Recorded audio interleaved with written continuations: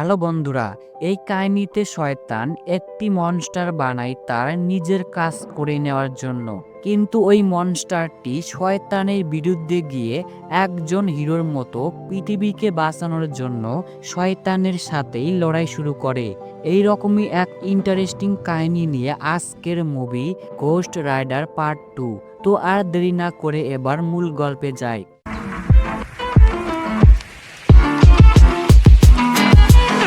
গল্পের শুরুতেই ইউরোপে একটি ছেলে ড্যানিকে দেখানো হয়, যাকে শয়তান হাসিল করতে চায়। এই জন্য শয়তান একটি ভাড়াটিয়া গুন্ডাকে হায়ার করে। তবে আমি তোমাদেরকে শয়তানের সম্পর্কে ভালোভাবে জানিয়ে দিচ্ছি, যাতে তোমাদের এই মুভিটি বুঝতে অনেক সহজ হয়। তো শয়তান অনেক আগে থেকেই আলাদা আলাদা মানুষকে তার হোস্ট বানিয়ে পৃথিবীতে বিরাজ করছে। কারণ শয়তানের ক্ষমতা এতই বেশি যে সাধারণ মানুষ তা সহ্য করতেই পারে না। তাই শয়তানকে সময়ে সময়ে তার হোস্ট পরিবর্তন করতে হয়। তবে শয়তান যখন পৃথিবীতে মানুষের রূপে থাকে, তখন সে সব থেকে বেশি দুর্বল হয়ে যায়। তাই তো শয়তান নিজে কোনো কাজ না করে মানুষদের সাথে কন্ট্রাক্ট করে তাদেরকে দিয়ে কাজ করে নেয়। যেমন জনি ব্লেস এর সাথে কন্ট্রাক্ট করে তাকে ঘোস্ট রাইডার বানিয়ে দিয়েছে। যাই হোক, শয়তান যে বাচ্চাটিকে হাসিল করতে চায়, সেই বাচ্চা ড্যানিকে বাঁচানোর জন্য একজন চার্চ ফাদার মার্লো ড্যানিকে একটি পবিত্র স্থানে নিয়ে আসে। কারণ মার্লো ড্যানির একটি ভবিষ্যৎবাণী থেকে জানতে পেরেছে, শয়তান যদি নির্দিষ্ট সময়ের মধ্যে ড্যানিকে হাসিল করতে না পারে, তাহলে শয়তান ড্যানির কিছুই করতে পারবে না। কিন্তু শয়তানের ওই ভাড়াটিয়া গুন্ডা ক্যারিগান ড্যানিকে নিতে ওই পবিত্র স্থানে এসে সেখানকার সমস্ত লোকদের মারতে শুরু করে। এই দেখে ড্যানির মা তাকে নিয়ে সেখান থেকে পালাতে শুরু করে। এটি জানতে পেরে ক্যারিগান ড্যানিকে ধরার জন্য তাদের পিছু নেয়। আর মার্লো ড্যানিকে বাঁচানোর জন্য সে ক্যারিগানের ওপর গুলি চালাতে শুরু করে। কিন্তু সে ভুলবশত একটি খাদের ভিতর পড়ে যায়। তবে সে পড়ে যাবার আগে ক্যারিগানের গাড়ির চাকায় একটি গুলি লাগায়। ফলে ক্যারিগানের গাড়ি অ্যাক্সিডেন্ট হয়। এই সুযোগে ড্যানি ও তার মা নাদিয়া সেখান থেকে পালিয়ে একটি রেস্টুরেন্টে চলে আসে। অন্যদিকে জনি ব্লেস মানে ঘোস্ট রাইডারকে দেখি, যে তার গার্লফ্রেন্ড ও নিজের দেশ ছেড়ে বিভিন্ন দেশে ঘুরে বেড়াচ্ছে। কারণ জনি মনে করেছিল সে ঘোস্ট রাইডারকে নিজের কন্ট্রোলে করে নেবে। কিন্তু তার এই ভাবনা ছিল একদমই ভুল। সে কিছুতেই ঘোস্ট রাইডারকে কাবু করতে পারে না। ফলে ঘোস্ট রাইডার প্রত্যেক রাত্রেই জনির আশেপাশের মানুষ যারা একটু হলেও অপরাধ করেছে তাদের আত্মা খেতে শুরু করে। এই দেখে জনি তার কাছের মানুষদেরকে বাঁচানোর জন্য নিজের দেশ ছাড়তে বাধ্য হয়। কারণ জনি মনে করে মানুষ যতই ভালো হোক না কেন, সবাই একটু হলেও খারাপ কাজ করে থাকে। অ্যানিওয়ে, জনি এখন ইউরোপে রয়েছে, যেখানে তার সাথে ওই চার্চ ফাদার মার্লো এসে দেখা করে, যে জনিকে বলে, আমি জানি তুমি সেই যাকে শয়তান অভিশাপ দিয়ে ঘোস্ট রাইডার বানিয়ে দিয়েছে। আর তুমি যদি এই অভিশাপ থেকে মুক্তি পেতে চাও, তাহলে তুমি এই ছবিতে থাকা বাচ্চা ড্যানিকে বাঁচাও। জনি বলে, আচ্ছা ঠিক আছে, আমি এই অভিশাপ থেকে মুক্তি পাওয়ার জন্য ড্যানিকে অবশ্যই বাঁচাবো। কিন্তু আমি তাকে কিভাবে খুঁজবো?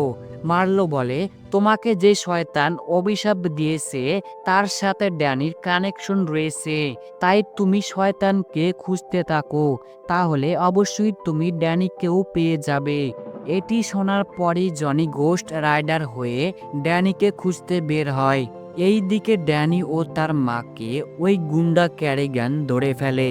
এখানেই আমরা জানতে পারি ওই গুন্ডা ক্যারিগান হচ্ছে নাদিয়ার পুরনো গার্লফ্রেন্ড। কিন্তু তারপরও ক্যারিগান নাদিয়ার কাছ থেকে ড্যানিকে ছিনিয়ে নেয়। এমন সময় সেখানে ঘোস্ট রাইডার চলে আসে, যে ক্যারিগান এর সমস্ত লোকদেরকে এক এক করে মারতে শুরু করে। এরই মাঝে ঘোস্ট রাইডার ড্যানির কাছ থেকে কিছু একটা অনুভব করতে পারে। এই দেখার জন্য সে ড্যানির কাছে যাচ্ছিল। তখনই পিছন থেকে ক্যারিগান ঘোস্ট রাইডারের ওপর মিসাইল অ্যাটাক করে তাকে আহত করে সেখান থেকে ড্যানিকে নিয়ে পালিয়ে যায়। তবে ক্যারিগান ঘোস্ট রাইডারের এইসব কর্মকাণ্ড দেখার পর সে শয়তানকে ফোন দিয়ে বলে, তুমি আমাকে কোথায় ফেঁসে দিয়েছো? কাল রাত্রে আমার উপরে একটি মনস্টার আক্রমণ করেছিল। এটি শোনার পরই শয়তান ফোনের মাধ্যমে ড্যানির কানে কানে একটি মন্ত্র বলে, যেটি শোনার পরেই ড্যানি চিৎকার করে সেখানেই অজ্ঞান হয়ে যায়। আর শয়তান ক্যারিগানকে বলে, এরপর থেকে তোমাদের ওই মনস্টারটি আর খুঁজতে পারবে না। অপরদিকে জনি জ্ঞান ফিরে দেখে সে একটি হসপিটালে রয়েছে, যেখানেই জনি নাদিয়ার সাথে দেখা করে বলে, আমিও ড্যানিকে বাঁচাতে চাই, তবে এতক্ষণ আমি ড্যানিকে অনুভব করতে পারছিলাম সে কোথায় রয়েছে, কিন্তু এখন আর পারছি না। তাই তুমি কি জানো ড্যানি কোথায় রয়েছে?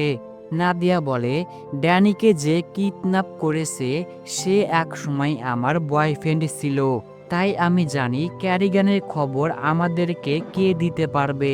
চলো আমরা সেখানে যাই। এই বলেই তারা রওনা দিয়ে দেয়। পথে জনি নাদিয়াকে প্রশ্ন করে, তুমি আমাকে বললে ক্যারিগান তোমার বয়ফ্রেন্ড ছিল, তাহলে কি ড্যানি তারই ছেলে? নাদিয়া বলে, আমি যখন ক্যারিগান এর গার্লফ্রেন্ড ছিলাম তখন সে অনেক ড্রাগস ও অস্ত্র স্মাগলার করত। তবে একদিন হঠাৎ করে পুলিশ ক্যারিগানকে ধরতে আসে, এই জন্য আমি সেখান থেকে পালাতে গিয়ে একটি বিল্ডিংয়ের উপর থেকে পড়ে যাই। আর আমি যখন মারাই যাব তখনই শয়তান আমার কাছে এসে বলে, তুমি যদি আমাকে একটি সন্তান দাও তাহলে আমি তোমাকে বাঁচাবো। তাই আমি আর কোনো উপায় না পেয়ে শয়তানের এই কন্ট্রাক্টে রাজি হয়ে যাই। তো বুঝতেই পারছো ড্যানি হচ্ছে শয়তানের ছেলে। এইসব কথাবার্তার মাঝে তারা মাফিয়াদের একটি আস্তানায় চলে আসে, যেখানেই নাদিয়া ও জনি দুইজন মিলে মাফিয়াদের লিডারকে টর্চার করে তার কাছ থেকে জানতে পারে ক্যারিগান একটি মাটির খাদানে রয়েছে। এটি শোনার পরই জনি ঘোস্ট রাইডার হয়ে ড্যানির কাছে যাওয়ার জন্য রওনা দেয়। এইদিকে ক্যারিগান ঘোস্ট রাইডারকে মারার জন্য মিসাইল কিনছিল। সেই টাইমে ঘোস্ট রাইডার সেখানে চলে আসে, যাকে দেখা মাত্রই ক্যারিগান মিসাইল দিয়ে অ্যাটাক করে, কিন্তু এতে ঘোস্ট রাইডারে কিছুই হয় না। উল্টে সে আরো ক্যারিগানের সমস্ত লোকদেরকে মারতে শুরু করে। এই দেখে ক্যারিগান আবারও মিসাইল দিয়ে ঘোস্ট রাইডারের ওপর আক্রমণ করে। তাই এই সবে বিরক্ত হয়ে ঘোস্ট রাইডার একটি বিশাল বড় মাটি খোঁড়ার মেশিন তার হাতিয়ার বানিয়ে সেখানকার সব কিছু তছনছ করে দেয়। এই সুযোগে নাদিয়া ড্যানিকে নিয়ে সেখান থেকে পালিয়ে যাচ্ছিল। তখনই ঘোস্ট রাইডার এসে নাদিয়াকে ধরে তার আত্মা খেতে নেয়, কারণ নাদিয়াও একসময় অনেক অপরাধ করেছে। সেই অপরাধগুলোরই শাস্তি দিতে চাচ্ছে ঘোস্ট রাইডার। কিন্তু এই টাইমে ড্যানি তার পাওয়ার ব্যবহার করে নাদিয়াকে বাঁচিয়ে নেয় এবং জনিকে তার আসল রূপে ফিরে নিয়ে আসে। এরপর তারা তিনজন একটি রেস্টুরেন্টে মার্লোর জন্য অপেক্ষা করছিল, যাতে মার্লো তাদের একটি সুরক্ষিত জায়গায় নিয়ে যেতে পারে। কিন্তু ঘোস্ট রাইডার যে ওই মাটির খাদানে তছনছ করেছিল, সেখানে শয়তান এসে ওই ধ্বংসাবশের নিচ থেকে ক্যারিগানকে বের করে বলে, তোমার কাজ এখনো শেষ হয়নি, এই অবস্থায় তুমি মারা যেতে পারো না, তাই আমি তোমাকে সব কিছু গলিয়ে দেওয়ার পাওয়ার দিচ্ছি, যার সাহায্যে তুমি আমার জন্য ওই ড্যানিকে নিয়ে এসো। এই বলে শয়তান ক্যারিগানকে সুপার পাওয়ার দিয়ে তাকে একটি মনস্টার ব্ল্যাকআউট বানিয়ে দেয়। অন্যদিকে মার্লো ড্যানি, নাদিয়া ও জনিকে একটি পবিত্র স্থানে নিয়ে আসে, যেখানে মার্লো কিছু লোকদের কাছে ড্যানিকে দিয়ে বলে, তোমরা একে ওই ভবিষ্যৎবাণী দিন পর্যন্ত সামলে রাখো, যাতে শয়তান তার উদ্দেশ্য পূরণ করতে না পারে।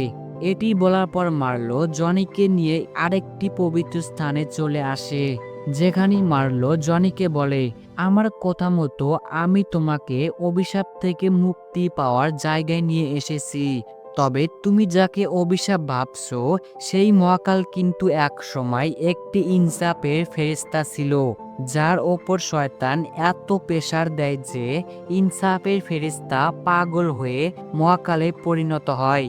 এগুলো শুনে জনি বলে, তাহলে কি এখনো ইনসাফের ফেরেশতা মহাকালের ভিতরে রয়েছে? এর উত্তরে মার্লো বলে, তুমি কি কখনো ইনসাফের ফেরেশতাকে অনুভব করতে পেরেছো? জনি বলে, না। তাহলে এই নিয়ে আর চিন্তা করার প্রয়োজন নেই, তুমি শীঘ্রই এই অভিশাপ থেকে মুক্তি পেতে যাচ্ছ। এইসব কথাবার্তার পর জনি ওই পবিত্র স্থানে গিয়ে তার ভিতর থেকে মহাকাল মানে ঘোস্ট রাইডারকে পুরোপুরি বের করে দেয়। ফলে জনি এখন স্বাধীন, তার ভিতরে আর কোনো মহাকাল নেই। কিন্তু এই পবিত্র স্থানের কিছু লোক ড্যানিকে মেরে ফেলতে চায়, কারণ তারা মনে করে ড্যানির ভবিষ্যৎবাণী কোনোভাবেই আটকানো সম্ভব নয়, শয়তান তাকে হাসিল করেই ছাড়বে। এর থেকে ভালো ড্যানিকে আজকেই মেরে ফেলা উচিত, যাতে শয়তান তার উদ্দেশ্য পূরণ করতে না পারে। তবে জনি, মার্লো ও নাদিয়া ড্যানিকে বাঁচাতে চাইলে ওই লোকগুলো তাদেরকে বন্দি বানায়। এরপর ওই লোকগুলো যখন ড্যানিকে মারতে যাবে, ঠিক সেই টাইমই ব্ল্যাকআউট এসে তাদের সবাইকে মেরে ড্যানিকে সেখান থেকে তুলে নিয়ে শয়তানের কাছে দিয়ে দেয়। এই সব দেখে জনি মার্লোকে বলে, আসলে শয়তান ড্যানির কাছ থেকে কি চাচ্ছে সেটি তুমি আমাকে বলো। মার্লো জানায়, ড্যানির ভবিষ্যৎবাণী অনুযায়ী আগামীকাল শয়তান তার সমস্ত কালো শক্তি ও নিজের আত্মা ড্যানির ভিতরে স্থানান্তর করবে, কারণ এই পৃথিবীতে শয়তানের ক্ষমতা সহ্য করার মতো কোনো মানুষই নেই। তবে ড্যানি যেহেতু শয়তানের ছেলে, তাই ড্যানি পারবে শয়তানের সমস্ত শক্তি নিজের ভিতর ধারণ করতে। ফলে শয়তান হয়ে উঠবে এই দুনিয়ার সব থেকে বেশি শক্তিশালী, যে পুরো পৃথিবীর ওপর তার রাজত্ব চালাবে। এটি শোনার পরই জনি, নাদিয়া ও মার্লো শয়তানের উদ্দেশ্যকে থামানোর জন্য ড্যানিকে নিতে শয়তানের ওই স্থানে চলে আসে, যেখানে শয়তান তার আত্মা ড্যানির ভিতরে স্থানান্তর করবে। তো শয়তান তার আত্মা স্থানান্তরের প্রক্রিয়া চালু করে, যেটি দেখেই মার্লো শয়তানকে আটকানোর জন্য তার সামনে গিয়ে গুলি চালাতে শুরু করে। এই দেখে ব্ল্যাকআউট মার্লোর কাছে গিয়ে তাকে গলিয়ে মেরে ফেলে। এই সুযোগে জনি পিছন থেকে শয়তানকে আঘাত করে ড্যানিকে নিয়ে সেখান থেকে পালাতে নেয়, যাকে দেখেই শয়তানের আরো বাকি সঙ্গীরা জনিকে ঘিরে ধরে এবং ব্ল্যাকআউট যখন জনিকে মারতে যাবে, তখনই ড্যানি তার পাওয়ার ব্যবহার করে জনিকে আবার ঘোস্ট রাইডার বানিয়ে দেয়। ফলে ঘোস্ট রাইডার সেখানে থাকা প্রত্যেকটি খারাপ লোককে মারতে শুরু করে। এই সুযোগে শয়তান ড্যানিকে নিয়ে সেখান থেকে পালাতে শুরু করে। এই কারণে ঘোস্ট রাইডার তার মোটরসাইকেল নিয়ে শয়তানের পিছু নেয়। এরই মাঝে ব্ল্যাকআউট নাদিয়াকে মারার চেষ্টা করে, যাকে বাঁচানোর জন্যই ঘোস্ট রাইডার ব্ল্যাকআউটের সাথে লড়াই শুরু করে। আর এই লড়াইয়ের এক পর্যায়ে ঘোস্ট রাইডার ব্ল্যাকআউটকে জ্বালিয়ে শেষ করে দেয়। তারপর ঘোস্ট রাইডার তার শিকল দিয়ে শয়তানের গাড়ির ওপর আক্রমণ করে শয়তানকে দূরে ছুঁড়ে ফেলে দেয় এবং শয়তানকে তার শিকল দিয়ে পেঁচিয়ে জাহান্নামে পাঠিয়ে দেয়। মানে শয়তানের কাহিনী এখানেই শেষ। এত কিছুর পর জনি দেখে ড্যানির অবস্থা একদমই খারাপ। এমন সময় জনি তার ভিতরে ইনসাফের ওই ফেরেশতাকে অনুভব করতে পারে এবং সেই ইনসাফের ফেরেশতার পাওয়ার ব্যবহার করেই জনি ড্যানিকে আবার সুস্থ করে তোলে।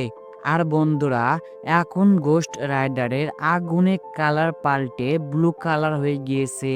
মানে ঘোস্ট রাইডার এখন আর মহাকাল নয়, একজন ইনসাফের ফেরেশতা, যে মাসুম লোকদেরকে সাহায্য করার জন্য বেরিয়ে পড়ে। এখানেই এই কাহিনী শেষ হয়। তো ভিডিওটি ভালো লাগলে একটি লাইক দাও এবং চ্যানেলটি সাবস্ক্রাইব করে পাশেই থাকো। দেখা হবে অন্য কোনো ভিডিওতে।